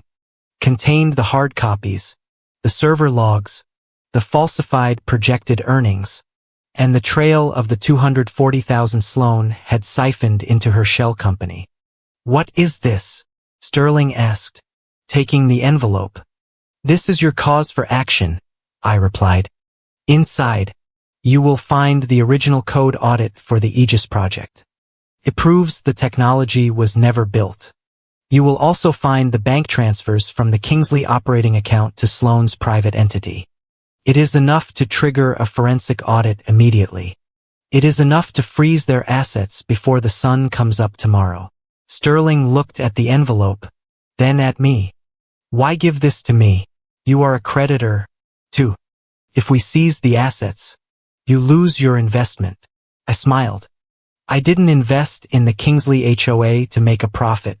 Mr. Sterling, I invested to buy a front row seat to the truth. Consider this my contribution to the banking sector's integrity. Call it a public service. Sterling nodded slowly. He understood. He tucked the envelope under his arm and turned his back on Gordon Kingsley. That small gesture, the turning of a back, was the final seal on the Kingsley fate. I continued walking.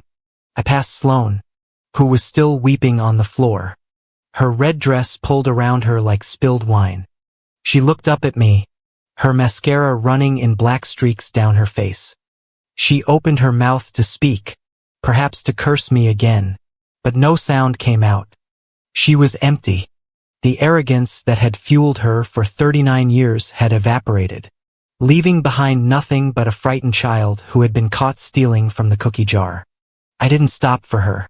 She wasn't worth the pause. But Veronica was not done. She blocked my path to the main aisle. She was trembling, her hands clenched into fists at her sides. Her face was a mask of pure, unadulterated hatred. She looked like a queen whose castle had been burned to the ground, standing in the ashes and demanding obedience. You think you can just walk away? Veronica hissed. After what you did, I will sue you. Do you hear me? I will sue you for everything you have.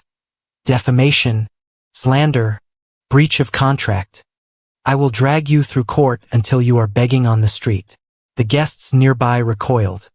It was pathetic. It was the threat of a person who had forgotten that they no longer held the weapon. I stopped. I looked at her. Really looked at her. I saw the lines of stress around her mouth. The desperation in her eyes. I saw a woman who had spent her entire life building a fortress of lies, only to be surprised when it collapsed under its own weight. You want to sue me, Veronica? I asked, my voice calm and loud enough for everyone to hear. I encourage you to try. Please file the paperwork tomorrow. I will, she screamed. I will destroy you. The court system loves data, I said, leaning in slightly. They love bank records. They love emails. They love recorded timelines of fraud. If you sue me, you open yourself up to discovery. You give me the legal right to subpoena every single piece of paper this family has generated for the last 20 years. Do you really want a judge to look under the rest of the rocks? Veronica froze. Her mouth snapped shut. She knew. She knew what else was hidden in those accounts. She knew that a lawsuit wouldn't be a battle. It would be a confession. I didn't think so, I said. I stepped around her. Natalie. The voice was soft, broken. It was Gordon. He was standing near the buffet table, looking like a man who had aged 10 years in 10 minutes. He wasn't looking at his wife. He was looking at me. There was no anger in his eyes, only a profound, crushing shame. Mr. Kingsley, I acknowledged him.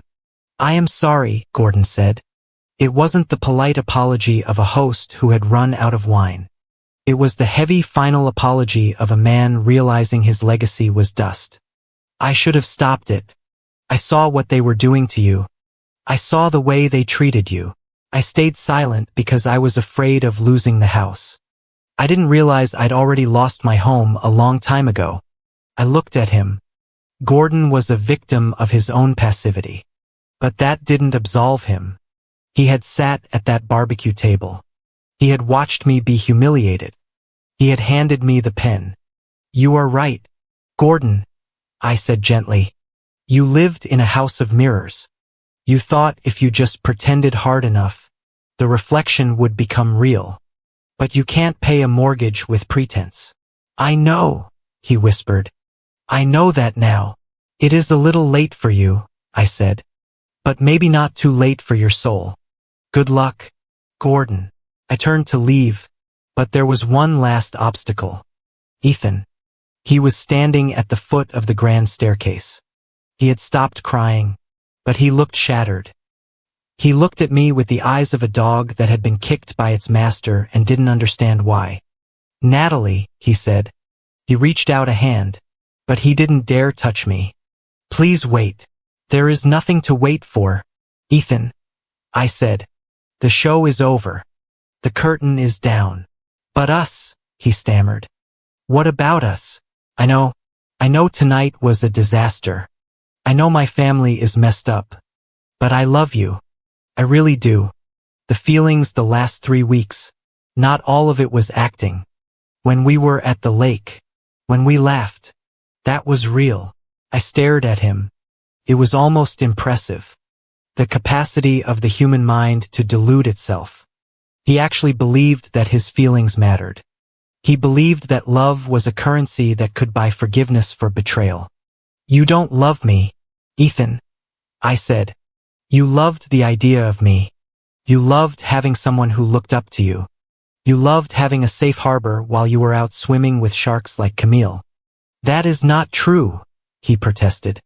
I have feelings for you. Feelings are cheap, I said coldly. Anyone can have feelings. A child has feelings. But character, integrity, that is expensive, Ethan. And you? You are bankrupt. Natalie, please, he whispered. I can change. I can leave them. I can come with you. I don't want you, I said. I never did. I wanted the truth. I looked past him, scanning the room one last time. The guests were watching us, breathless. They were witnessing the final dissection of the Kingsley heir. I raised my voice slightly, addressing not just Ethan, but the entire room. I wanted them to hear this. I wanted them to remember this. You all looked at me when I walked in here 3 weeks ago, I said. You saw my old car. You saw my cheap shoes. And you thought I was poor. You treated me like I was invisible because my bank account didn't have enough zeros. I paused, letting the silence stretch. But you were wrong. People are not poor because they have little money. People are poor because they have little decency. I looked at Veronica, then at Sloane, and finally back at Ethan. And you people, you are the poorest people I have ever met. The sentence hung in the air like a guillotine blade. No one moved. No one breathed. I turned my back on them.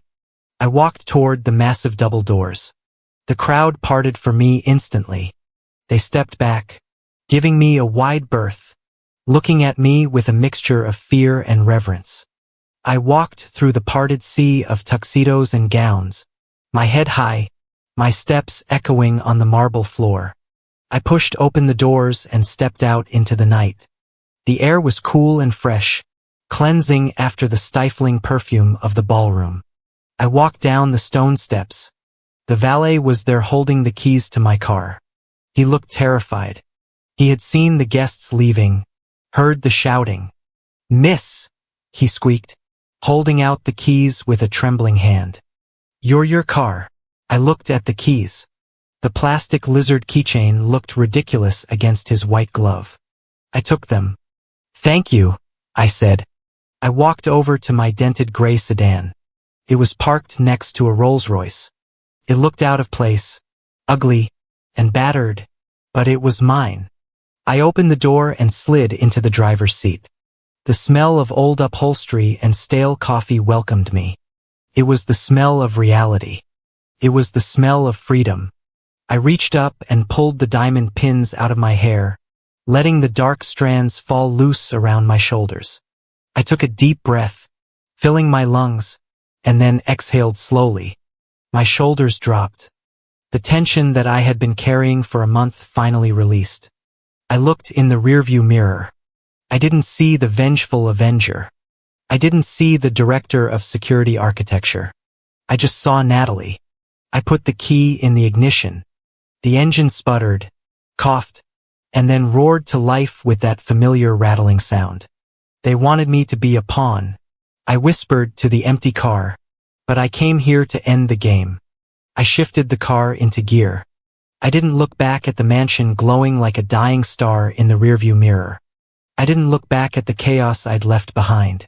I pressed the gas and I drove away, leaving the Kingsleys alone with the only thing they had left: the consequences.